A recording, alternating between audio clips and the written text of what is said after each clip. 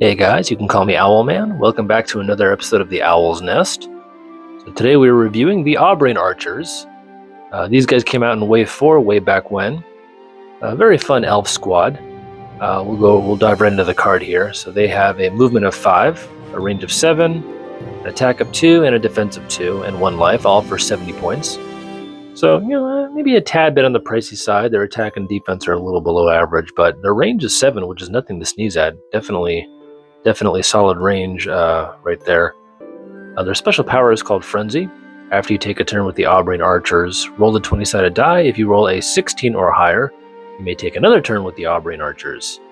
So yeah, my personal record for making frenzy rolls is 7 frenzy rolls in a row. If you can do that, man, you can definitely win games with these guys. Again, they're still very D20 reliant. They're not the most competitive unit, but boy oh boy are they fun when they pop off.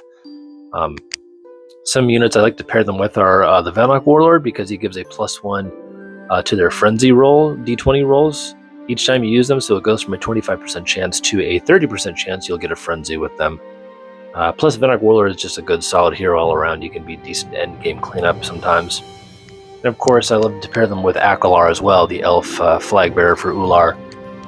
His cool ability is he gives them a +2 movement bonus if they began the turn adjacent to him, since they're an Ular squad, and also he lets them survive potential wounds. I believe his aura is 8 spaces. If you can see them within 8 spaces, if an archer would take enough wounds to be destroyed, you can roll 10 Ular Valkyrie dice. If you roll 3 symbols or higher, they ignore any wounds that they would take.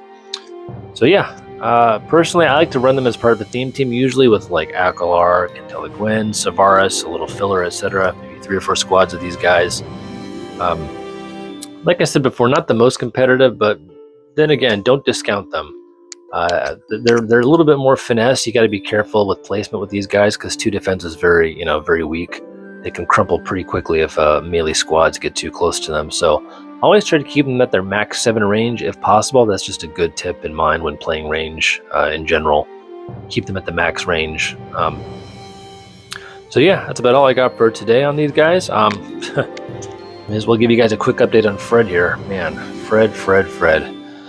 Fun fact, Fred the intern is the boss's baby brother, and we work together in the same office, so I was compelled to allow him to help me to work on some of my HeroScape videos and projects, so against my better judgment.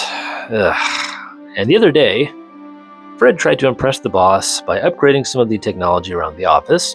He accidentally installed chatbots that began flirting with some of the employees. Poor Brenda in accounting nearly had a stroke. He also replaced everyone's password with password123. And for the grand finale, he automated an email system that kept sending emails that read hi every 15 seconds. Yeah, pray for me, guys. Ugh. See you next time.